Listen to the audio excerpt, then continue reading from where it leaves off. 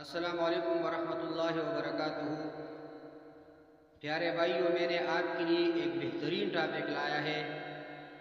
آئیے چلتے ہیں ہم اپنے ٹاپک کی طرف۔ نحمدہ ونصلی علی رسولہ الکریم، اما بعد فاعوذ باللہ من الشیطان الرجیم، بسم اللہ الرحمن الرحیم۔ السلام علیکم ورحمۃ اللہ وبرکاتہ۔ ہمارے آج کی موضوع ہے دعا تقدیر بدل دیتی ہے۔ پیارے بھائیوں، دعا کی فضیلت، اہمیت اور مشروعیت و ترغیب کے بارے میں سب سے پہلے ہم اللہ رب العزت کی مقدس کتاب میں وارد ہونے والی آیات کریمہ کا ذکر کریں گے، پھر اس سلسلہ میں سنت مطہرہ سے صحیح احادیث بیان کریں گے۔ دعا کی فضیلت و ترغیب میں وارد آیات کریمہ میں اپنے بندوں سے بے حد قریب ہوں۔ جب میرے بندے میرے بارے میں آپ سے سوال کرے تو کہہ دیجئے میں قریب ہی ہوں، ہر پکارنے والے کی پکار کو قبول کرتا ہوں۔ سورہ بقرہ 186 نمبر آیات۔ اللہ سے اس کا فضل مانگو، اللہ تعالیٰ سے اس کے فضل کی دعا مانگتے رہو، یقیناً اللہ ہر چیز کا علم رکھتا ہے۔ سورہ نساء 32 نمبر۔ اللہ کو اخلاص کے ساتھ پکارو، اپنے دین کو اس کے لیے خالص کر کے اسی کو پکارو۔ تمہیں اللہ نے جیسے شروع میں پیدا فرمایا اسی طرح تم دوبارہ پیدا کیے جاؤ گے۔ سورہ اعراف 29 نمبر آیت۔ چھپ کے اسی سے دعا مانگو، اپنے رب سے گڑگڑاتی ہوئی اور چپ کے دعا مانگو، بے شک وہ حد سے گزرنے والوں کو پسند نہیں کرتا۔ سورہ اعراف آیت نمبر 55۔ اسی خوف و رجا کی حالت میں پکارو، اسی کو پکارو، اس سے ڈرتے ہوئے بھی اور اس کی رحمت کی امید رکھتے ہوئے بھی، یقیناً اللہ کی رحمت نیکوکاروں کے قریب تر ہے۔ سورہ اعراف 56۔ اللہ کے خوبصورت ناموں سے پکارو، اسے اللہ کہہ کر پکارو یا رحمان کہہ کر، جس نام سے بھی پکارو تمام اچھے نام اسی کی ہے۔ سورہ اسراء 110 نمبر آیت۔ مجبور و بے نوا کی فریادیں اس کے سوا کون سنتا ہے؟ بے کس کی پکار کو جب وہ اس کو پکارے کون قبول کر کے سختی کو دور کر دیتا ہے؟ سورہ نمل 62 نمبر آیت۔ روزی اللہ ہی سے طلب کرو، پس تم اللہ تعالی ہی سے روزیہ طلب کرو اور اسی کی عبادت کرو اور اسی کی شکر گزاری کرو۔ سورہ عنکبوت آیت نمبر 17۔ اللہ ہی سے فریادیں کرو چاہے کافروں کو برا لگے، تم اپنے دین کو اللہ کے لیے خالص کر کے اسی کو پکارتے رہو چاہے کافر برا مانے۔ سورہ غافر 14 نمبر آیت۔ دعا عبادت ہے اور دعا سے گریز تکبر ہے۔ تمہارے رب نے فرمایا ہے مجھ سے دعائیں کرو میں تمہاری دعاؤں کو قبول کروں گا۔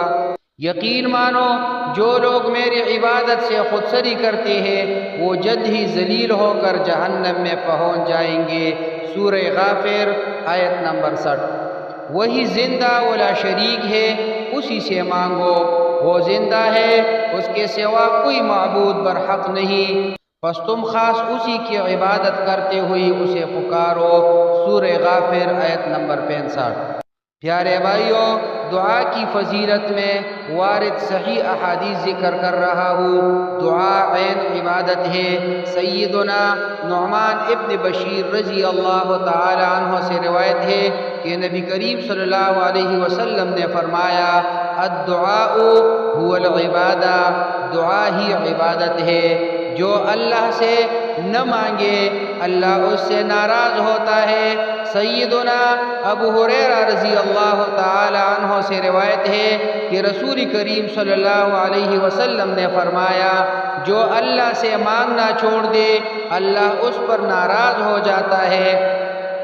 اللہ تعالیٰ کو دعا سے بڑھ کر کوئی چیز محبوب نہیں۔ سیدنا حضرت ابو ہریرہ رضی اللہ تعالی عنہ سے روایت ہے کہ رسول اللہ صلی اللہ علیہ وسلم نے فرمایا، اللہ کے نزدیک دعا سے بڑھ کر کوئی چیز زیادہ قابل عزت نہیں۔ آدم کے بیٹے مجھے کوئی پرواہ نہیں۔ سیدنا انس ابن مالک رضی اللہ تعالی عنہ سے روایت ہے کہ نبی کریم صلی اللہ علیہ وسلم اللہ رب العزت سے روایت کرتے ہوئے فرماتے ہیں کہ اللہ تعالی فرماتا ہے، آدم کے بیٹے جب تک تو مجھ سے دعا کرتا رہے گا اور مجھ سے امید رکھے گا میں تمہیں معاف کرتا رہوں گا، چاہے تم سے کچھ بھی سرزد ہوتا رہے۔ ابن آدم مجھے اس امر کی کوئی پرواہ نہیں کہ اگر تمہارے گناہ آسمان کی بلندیوں تک بھی پہنچ جائے پھر تم مجھ سے بخشش طلب کرو تو میں تمہیں بخش دوں گا، اور مجھے اس کی کوئی پرواہ نہیں۔ ابن آدم اگر تو گناہوں سے پوری زمین پر کر لے آئے لیکن تمہاری دامن پر میرے ساتھ شرک کا داغ نہ ہو تو میں اتنی ہی مغفرت لے کر آؤں گا اور تمہیں معاف کر دوں گا۔ تم سب میرے محتاج ہو، میری بادشاہت بلا حدود ہے۔ سیدنا حضرت ابو ذر غفاری رضی اللہ تعالی عنہ سے روایت ہے کہ رسول اللہ صلی اللہ علیہ وسلم نے فرمایا، اللہ تعالی فرماتا ہے، اے میرے بندو تم سب بھوکے ہو سوائے اس کے جسے میں ہی کھلاؤں، پس تم سب مجھ ہی سے کھانا مانگو تاکہ میں تمہیں کھلاؤں۔ اے میرے بندو تم سب ننگے ہو سوائے اس کے جسے میں ہی پہنا دو، سو تم مجھ ہی سے لباس طلب کرو تاکہ میں تمہیں پہنا دوں۔ اے میرے بندو اگر تمہارے پہلے اور پچھلے، تمہارے جن اور انسان سب ایک ہی میدان میں جمع ہو جائے اور سب مل کر مجھ سے سوال کریں اور میں ہر سوال کرنے والے کو اس کی طلب کے مطابق عطا کر دوں تو میرے خزانے میں سے اتنی بھی کمی نہیں ہوگی جتنی ایک سوئی کو سمندر میں ڈبونے سے اس کے پانی میں کمی ہوتی ہے۔ پیارے بھائیو، کوئی میری طرف آ کر تو دیکھے۔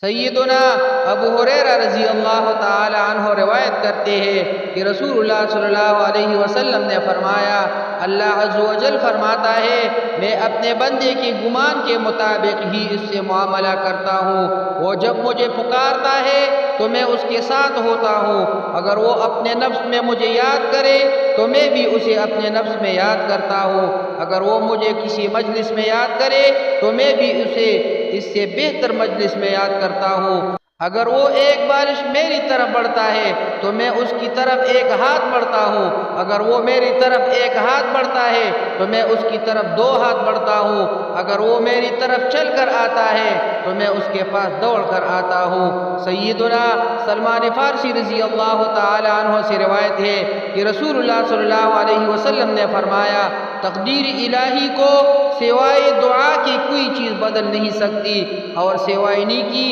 کی کوئی چیز عمر میں اضافہ نہیں کر سکتی۔ سیدنا ابو ہریرہ رضی اللہ تعالی عنہ یا سیدنا جابر رضی اللہ تعالی عنہ سے روایت ہے کہ نبی کریم صلی اللہ علیہ وسلم نے فرمایا، اللہ تعالی ہر دن اور رات میں کچھ لوگوں کو جہنم سے آزاد فرماتا ہے، ان میں سے ہر ایک شخص کی ایک دعا ضرور ایسی ہوتی ہے جو قبول کی جاتی ہے، تین میں سے کم از کم ایک فائدہ۔ سیدنا ابو سعید خدری رضی اللہ تعالی عنہ سے روایت ہے کہ رسول اللہ صلی اللہ علیہ وسلم نے فرمایا، کوئی بھی مسلمان جب کوئی ایسی دعا کرتا ہے جس میں کوئی گناہ اور قطع رحمی کی بات نہ ہو تو ایسی شخص کو تین میں سے ایک چیز ضرور عطا کر دی جاتی ہے، یا تو اس کی دعا فوری طور پر قبول کر لی جاتی ہے، یا اس دعا کو آخرت کے لیے محفوظ کر لیا جاتا ہے، یا اس دعا کے باعث کسی ایسی ہی آنے والے مصیبت کو ٹال دیا جاتا ہے۔ صحابہ کرام نے عرض کیا، ہم تو پھر بہت کثرت سے دعا کریں گے؟ اللہ کے رسول صلی اللہ علیہ وسلم نے فرمایا، اللہ کے ہاں دینے کے لیے بہت کچھ ہے۔ حالات سجدہ میں دعا۔ سیدنا ابو ہریرہ رضی اللہ تعالی عنہ سے روایت ہے کہ رسول اللہ صلی اللہ علیہ وسلم نے فرمایا، آدمی کو اپنے رب کی سب سے زیادہ قربت اس وقت حاصل ہوتی ہے جب وہ سجدہ کی حالت میں ہوتا ہے، چنانچہ حالت سجدہ میں بہت کثرت سے دعائیں کیا کرو۔ اقول قولی ھذا استغفر اللہ لی ولکم ولسائر المسلمین۔